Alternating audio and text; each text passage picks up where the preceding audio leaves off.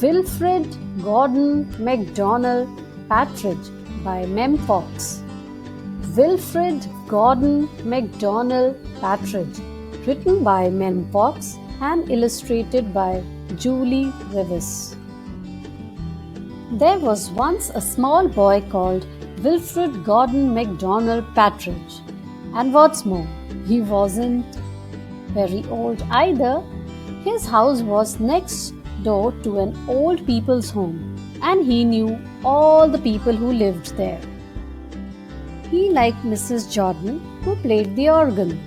He listened to Mr. Hosking, who told him scary stories. He played with Mr. Tippet, who was crazy about cricket. He ran errands for Miss Mitchell, who walked with a wooden stick.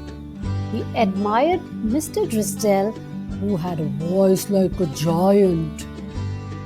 But his favorite person of all was Miss Nancy Allison Delacourt Cooper, because she had 4 names just as he did.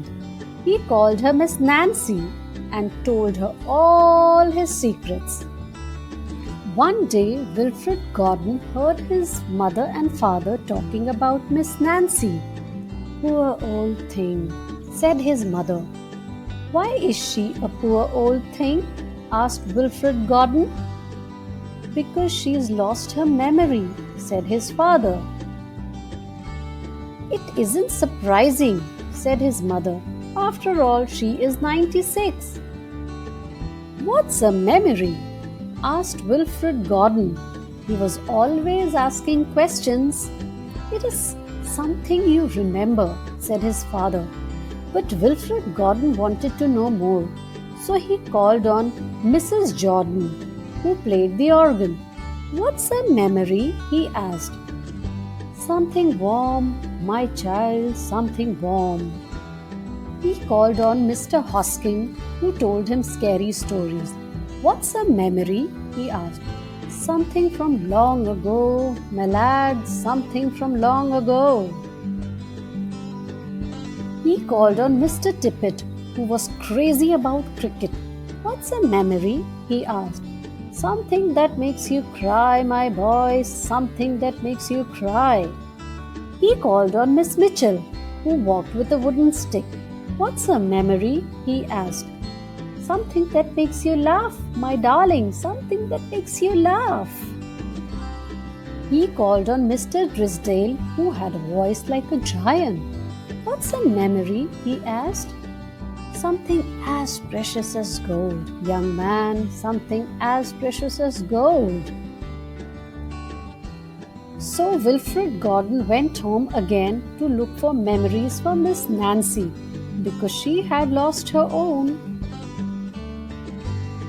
He looked for the shoebox of shells he had found long ago last summer and put them gently in a basket. He found the puppet on strings which always made everyone laugh, and he put that in the basket too. He remembered with sadness the medal which his grandfather had given him, and he placed it gently next to the shells.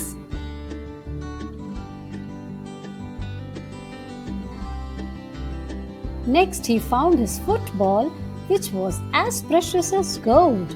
And last of all, on his way to Miss Nancy's, he went into the hen house and took a fresh, warm egg from under a hen.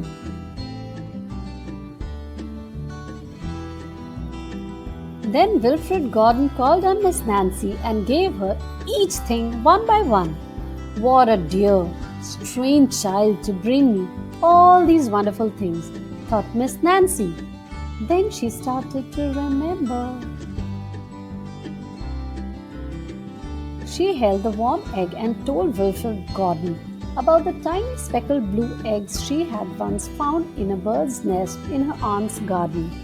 She put a shell to her ear and remembered going to the beach by tram long ago, and how hot she had felt in her button-up boots. She touched the middle and thought sadly of the brother she had loved, who had gone to the war and never returned. She smiled at the puppet on strings and remembered the one she had shown to her sister and how she had laughed with a mouthful of porridge. She bounced the football to Wilfred Gordon and remembered the day she had met him and all the secrets they had told. And the two of them smiled and smiled because Miss Nancy's memory had been found again by a small boy who wasn't very old either. I hope you all enjoyed reading this book with me, written by Mem Fox.